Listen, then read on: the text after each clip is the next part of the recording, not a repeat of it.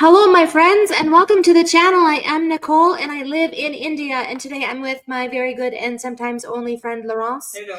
She is here today with me to help give a reaction to a new interview. It was just released yesterday, and this is a leadership summit featuring Dr. Jaishankar, and it's with the Hindustan Times. Have you seen this? No. Neither have I. We do not watch things before. It is a complete blind reaction. Let's go ahead and get started. We like Dr. Jaishankar, don't we? He's an eloquent speaker. Yes. Yes, and he's very graceful in a way, right? Smooth. Yeah. So let's go ahead and see what he has to say, and let's get started, people. If you haven't already, give me your like, give me your subscribe, and let's go.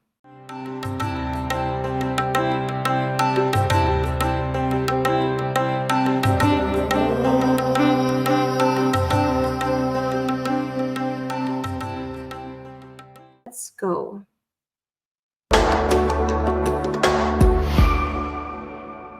Dr. Jaishankar needs no introduction.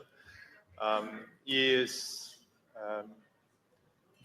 a very well-known face, and strangely enough, because you normally don't expect foreign ministers to do this, but strangely enough, he's also the subject of many viral videos and memes, and the number of people who get WhatsApp forwards featuring Dr. Jaishankar is staggering. So I think it's a very, very unique position for a foreign minister. It is. It's nice for Thank him. you for being here in this very special Hindustan Times Leadership Summit. It's our 100th anniversary, the centenary of Hindustan Times. And the Prime Minister was here this morning, and he spoke about India and how it has changed and what is happening in the country. And you travel around the world. What is the outside-in perspective of India right now? Mr. Kumar, first of all, let me say what a great pleasure it is to be here, and my He's so classy. congratulations, my felicitations on this important anniversary. Thank you. How does the world see India? Well, look, I guess to some degree, they look at the political stability in India at a time when the world is actually undergoing a lot of political instability. Particularly, I think, in democratic societies today, it's not easy to get re-elected, and to be re-elected twice is a very big deal. I think they also look at us economically. Again, the world's pretty challenging, to be in that 7-8% zone, and not just be in the zone as a one-off, but you have like decades ahead. And there's a lot of business enthusiasm today, investment enthusiasm today for India, a lot of interest. There is. That I would say is two. Three, the technology, and to some extent, what the PM spoke about, the talent side. The sense today that actually the world is poised to enter this era of AI, of chips, of space, of drones, and you're going to need countries and partners who are of relevance here. Leading it. Sure. And this is partly also linked to the supply chain diversification and the digital partnership issue. The fourth, I would say, is actually demography, because for me, it's been interesting last few years, the number of foreign ministers or government leaders who have expressed interest in finding pathways, for Indians to work or to study or to, in some way contribute. That has grown. In fact, even historically, immigration suspicious societies. Today, I guess because of the their own demographic challenges are looking at us very differently. And finally, my sense is the world's also expecting more from India. That is also a challenge for our foreign policy, that if you are the fifth or Soon hopefully to be better, third. Yeah. then the world has a different expectation from India, which was 10th or 15th, than it is when you are Like fifth. what? What would it expect? Well, it depends. I think today neighbors expect that in times of trouble we will stand by them. Beyond neighborhood, people expect in some way you would help. So if you have a situation in the Gulf, or you have a natural disaster in Africa, or something in Southeast Asia, there were days when most expectations were pegged around the US Yeah. and to some extent Europe, you can say the developed world. I think those have pared down because other changes are taking place in the world. There is a search for more local or fraternity solutions. And there are a lot of expectations of India. It could be in a crisis, but it could also be in terms of development. I mean, people feel the world's very cognizant of what we have achieved digitally. Yeah. So this idea, India is not just seen as tech working for other people. It's also an embrace of technology by Indian society and the improvements of governance which have taken place. There's a lot of interest in other parts of the world saying, we'd like to work with your companies or work with your government to figure out. So therefore, bigger contributions, greater responsibilities, more economic interest, more political respect. Even in conflict situations, maybe a sense, okay, where are you and can you, what are you doing about it? So it's a combination of all of this. Great. That was a loosener. I mean, Dr. Jaishankar, like most Indians, likes cricket. So that was a slow full toss outside the off stump so that he could get his eye in. And now for the more meaty part of the discussion. The US election is over and Trump is won. Not only has he won, he's got the House, he's got the Senate. What does this election tell us about America, and how do you expect a new Republican administration to reshape the US? Well, I think the election tells us a lot about America.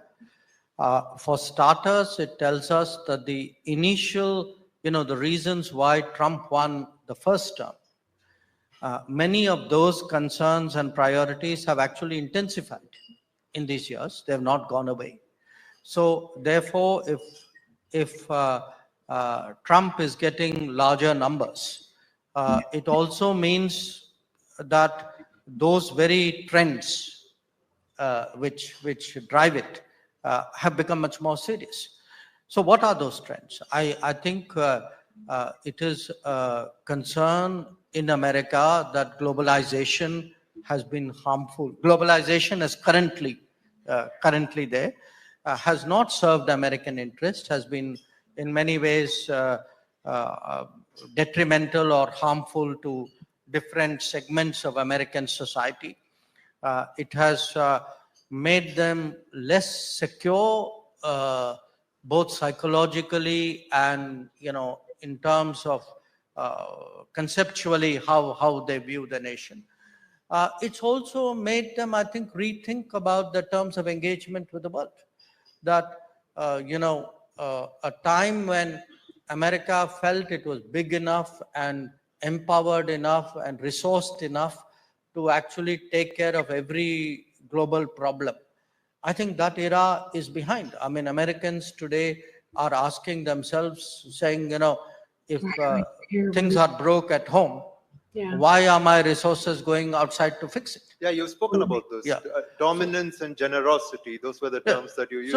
So America is asking hard questions of American leaders, and in a sense of American policies over the last few decades.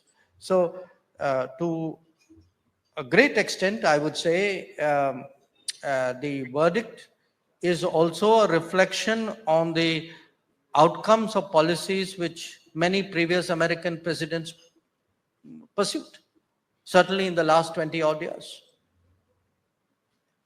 You have said this before, like I said, you've warned about the US turning inwards.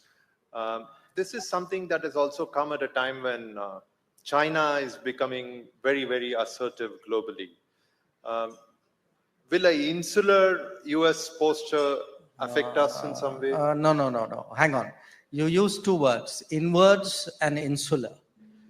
I think you are somewhat misreading what I am saying.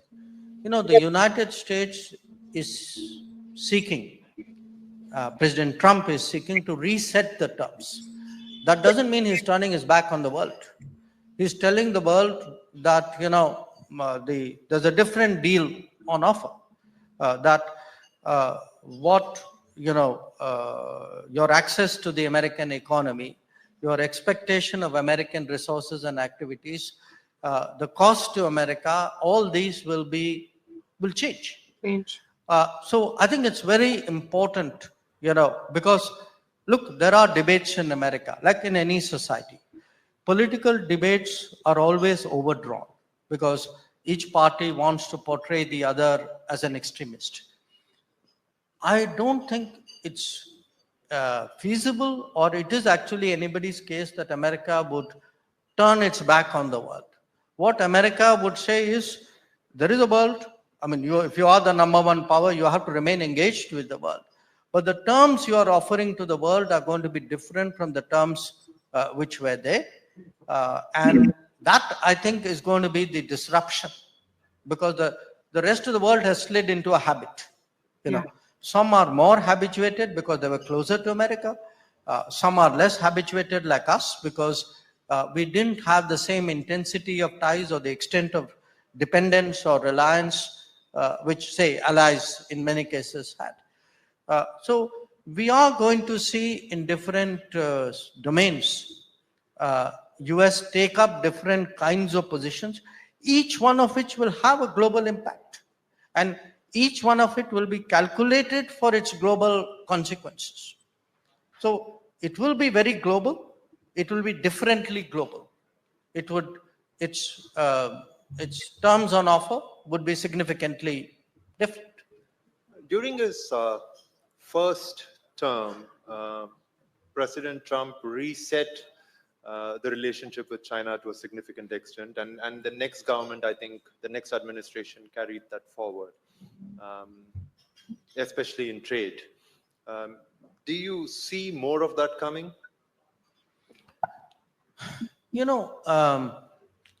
If you interpret the American political verdict as the electorate's disenchantment or unhappiness with the impact of globalization on them.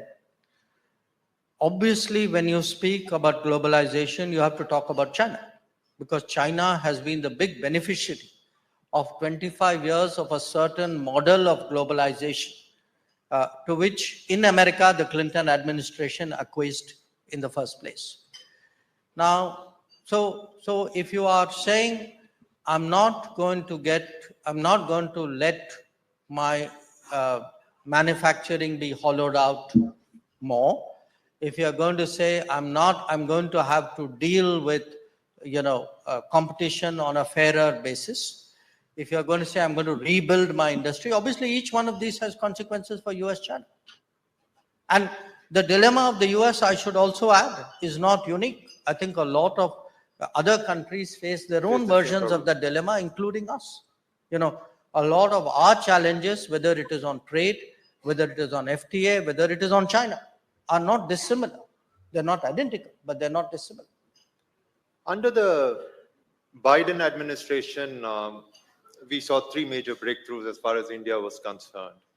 And I want to speak about each one of these in turn. One was a focus on critical and emerging technologies, and there seemed to be greater willingness from the US to share that. What is the future of ISET under Trump, in your opinion? Again, it flows from what we had discussed. the United States obviously would be much more self-aware of its economic and manufacturing interests, because also the nature of technology links it to national security.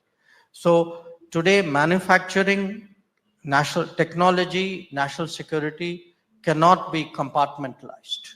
Okay, and that's part of the digital and AI revolution. Now, the US, big though it is, still needs global partners. It cannot do everything itself. It doesn't want to do everything itself. But it cannot be agnostic about where it is done also. You know, in a digital era, who has your data, what they do with it, are there, are there angles to it which have security implications, is a very obvious consideration. So I think we have already, the logic of ISET is in different domains of high sensitivity to forge partnerships between countries, governments, and societies which have a higher level of trust, where you actually relate to each other and therefore are comfortable with sourcing from there, or outsourcing from there, or partnering out there. I think you're going to see that as a structural trend. My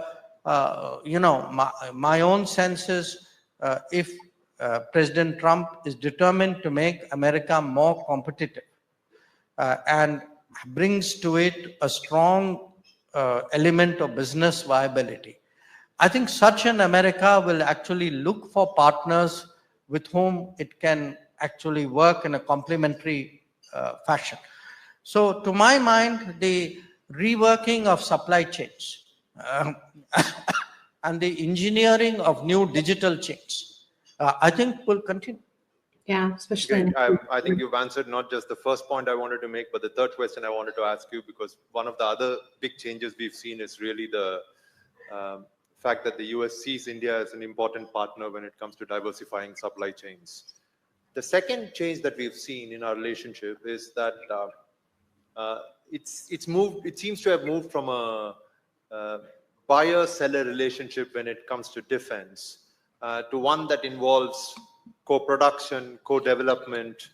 Do you see Trump's focus on manufacturing in the US, insistence on other countries buying American, leading to a clash of these objectives? Forget Trump for a moment. I think we should be worrying about ourselves. Yeah. We didn't have the focus on manufacturing and make in India before. So why is this happening now? It is happening now because till a few years ago, we were content to import from outside. And in this country, I mean, let's be honest, we've actually made manufacturing very hard to do. Yeah. So once it's because now the Make in India is getting traction, and Make in India is also getting into the defense segment, that you are even asking this question. Yeah. If you and I had sat here in 2013, you wouldn't have asked me this question. So the point is, look, today we are at a stage where it is absolutely essential that we expand our manufacturing. For sure. Without that manufacturing, we will not create that industrial culture. We will not be able to generate technologies of our own, and we will essentially end up as a market for other people. Yeah. Now, my sense is, when you have a partner like India, if we are able to get things right, which means making it easier to do business, having the infrastructure, creating the technology institutions, encouraging the startups, improving the business and employment culture of this country, it makes us a worthwhile partner. If there is a worthwhile partner, the United States will be in a market for worthwhile partners. Again, to that extent, I come back to Trump.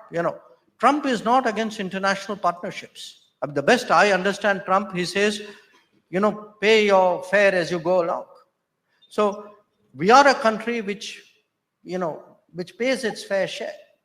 If we are able to bring things to the table, there are obvious benefits for it for America as well. For sure. Moving to China. How do you see this pact on disengagement with China that we have? Do you see it as a tactical thaw in ties, or do you see it as the beginnings of a possible strategic reset? Because our border issues remain unresolved, right? I mean, it's clearly not defined on either side. So are we beginning to see a strategic reset? I see disengagement as disengagement. Nothing more, nothing less. If you look at our current situation with China, we have an issue where our troops are uncomfortably close along the line of actual control, which required us to disengage. And this last understanding of October 21 is the last one of the disengagement agreements, so that, with its implementation, the disengagement part of the problem is addressed. After this, there is the de-escalation, which means, the massing of troops along the LAC and all the associated developments with that. And linked with that, the other aspects of the relationship. So at this moment, frankly, we are focused on the disengagement. Where will the disengagement lead us? It could lead to, it's a reasonable supposition that there will be some improvement in the ties. But some of the words you used right now, I think, are sort optimistic. Perhaps the current situation doesn't necessarily warrant that at this time. Too early. One of the things that we've noticed is over the last year or so, ever since the economic survey came out and it spoke about the need to relax investment restrictions that had been placed on China once the relations between the two really went downhill. The perception we have from the outside is that there seems to be a little bit of economic and security arms of your government. The economic arm would want closer and deeper relations with China, and you would insist that it needs to be driven from a security perspective. Is that an accurate way of looking at it? I think an accurate way of looking at it is that in every government, different ministries have different responsibilities, and flowing from that responsibility, they have a point of view. So you referred to an economic survey. In effect, there would be a national security survey, which you may not see in public, which would have a national security point of view. What the Ministry of External Affairs does is, in a way, it's an integrator of all points of views and takes a overall balanced approach. So if somebody has a point of view, we look at that point of view. We don't say you can't have that point of view, but a point of view at the end of the day is not a policy decision. It's true. Very simply put, and I know it's very difficult to narrow down in terms of definitions. I think one reason why a lot of people struggle, even in terms of how they analyze the situation, is how does India view China? At one point in time, of course, there was this perspective of these two Asian brothers and how the century would belong to them. But how do you view it? Is it an adversary? Is it a competitor in certain perspectives? What is it? I'm tempted to say, read my book. Yeah.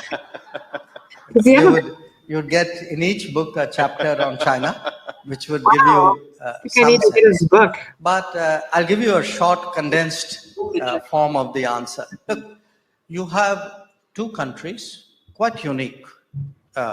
partly by the size of the population, partly by the civilizational characteristics of the state, uh, by the length of their history, Yeah. by their you know, by their previous contributions and standing in the world, which went through a certain downturn in their respective histories. And today, these two countries are on the upswing again. Yeah. Now, it so happens that they're located next to each other, which makes the management of if there is a changing situation, a change is difficult to handle at best of times. Two changes are that much more complex. To each other are even more complex. So, how do you get a sort of a equilibrium or a stability when two big countries are changing so profoundly next to each other? I think is a conundrum which has been very rarely faced in human history. It is not easy. I mean, while we are next to each other, it's also quite obvious that in many ways the societies are also very different from each other. You know, our politics is very different, our economics is very different. Yeah. What we regard as merits and virtues need not always be the same. In a way, I would say the mindsets are also different of these two states.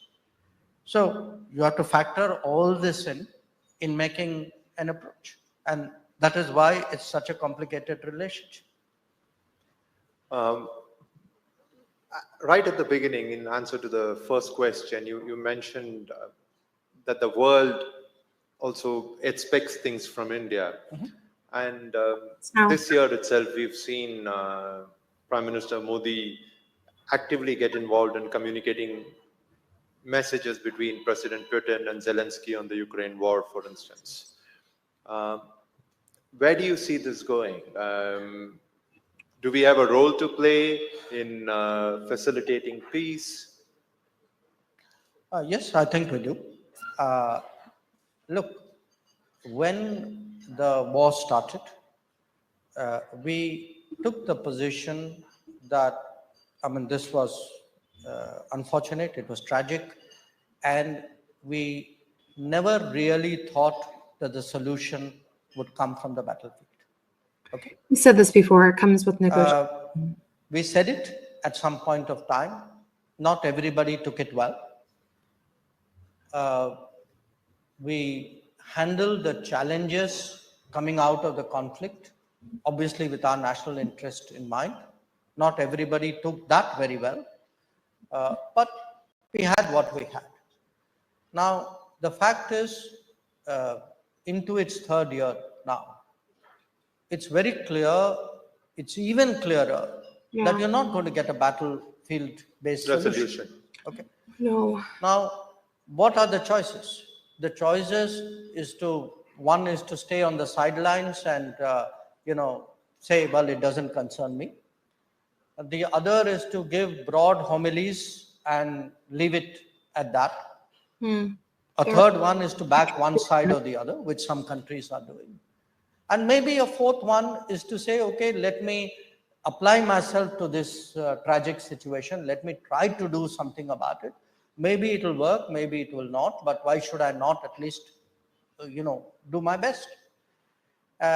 So how do you go about it? One, of course, to utilize the fact that there are today very few countries and very few prime ministers or presidents who have the ability to go to Moscow and go to Kiev and call up Putin and call up Zelensky, and we should use that advantage. The second is then to apply yourself to the task. So what we have been doing, if you see, we had the elections in June. In June, Prime Minister Modi met Zelensky in Italy. In July, he met Putin in Moscow.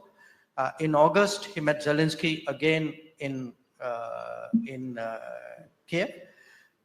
Then we engaged the Russians NSA Dawal went to Moscow.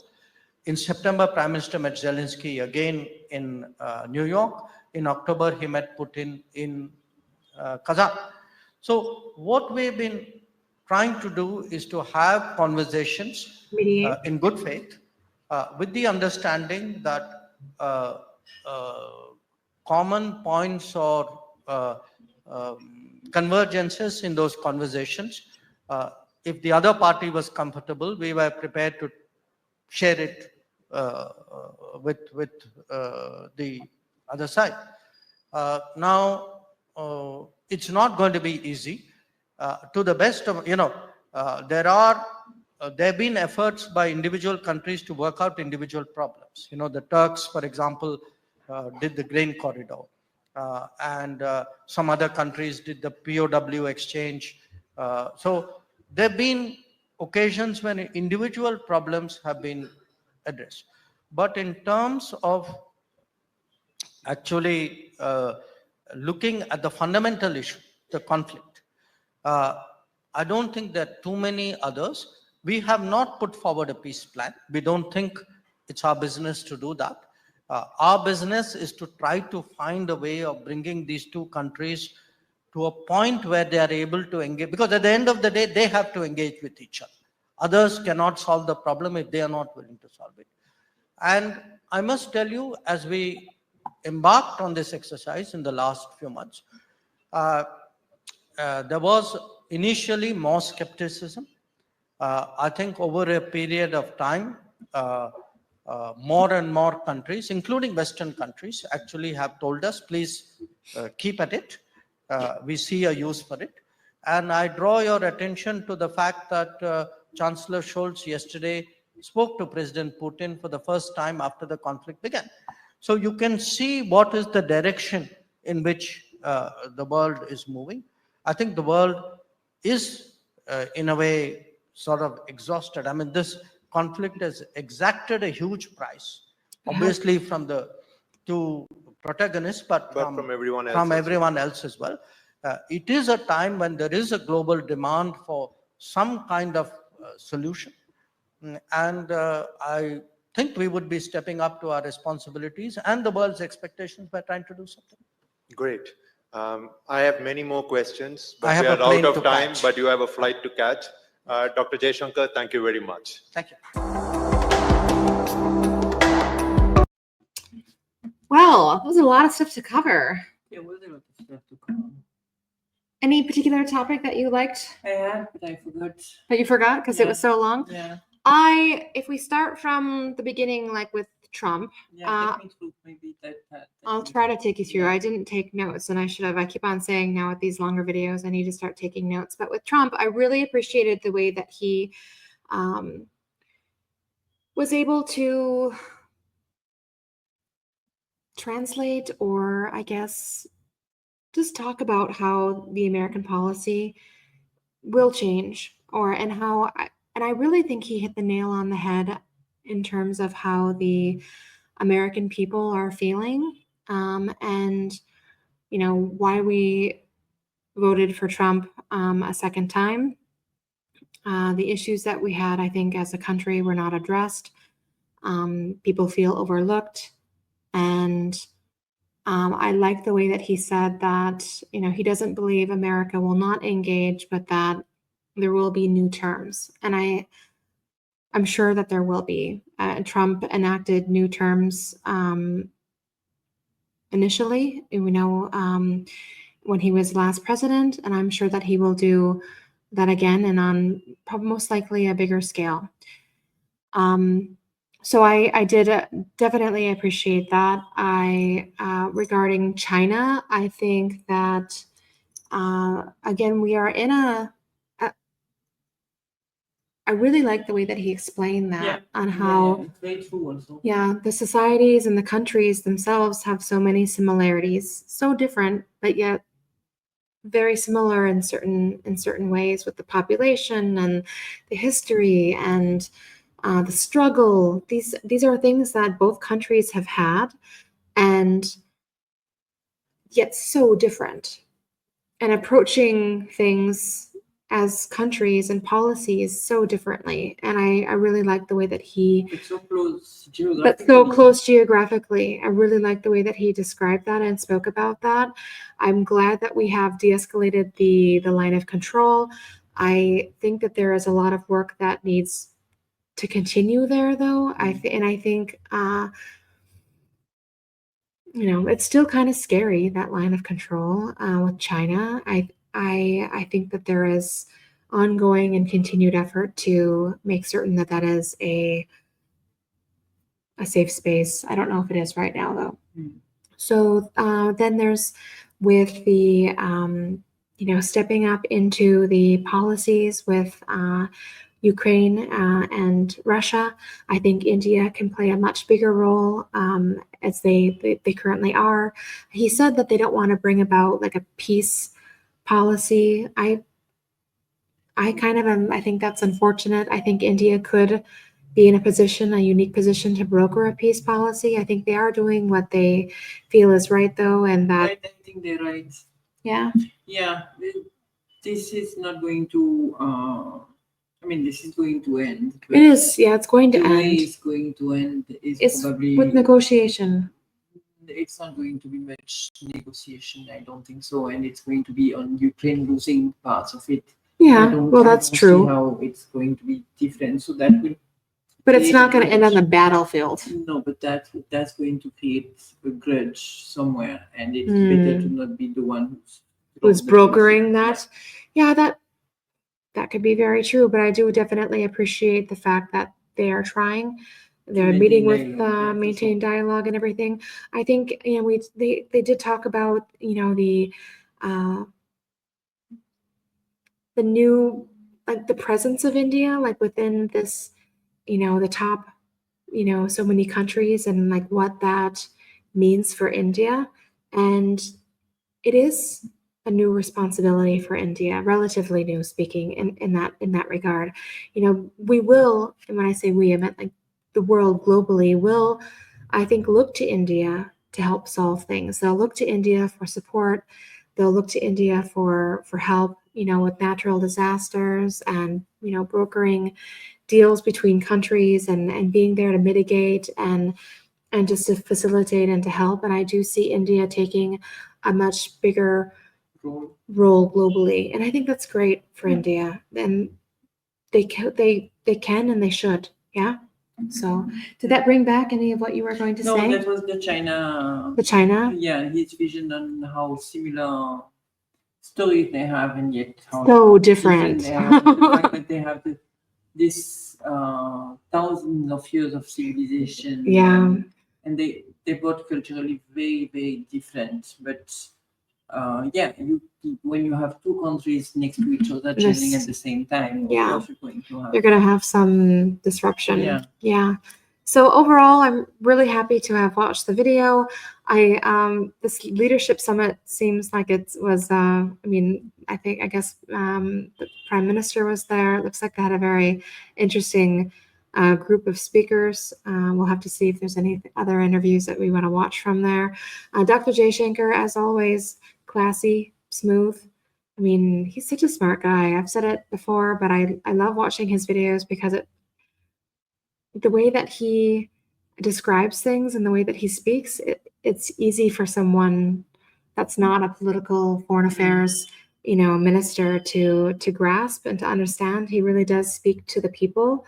And I think that's why he must be so popular and in all of the WhatsApp messages and Instagrams, because he is, he speaks in a way that people understand. And that is difficult, I think, for a lot of really smart people to do. Like they talk up here when the majority of us are here. Yeah. So, and he speaks in a way that, really speaks to the people, and that's a great thing.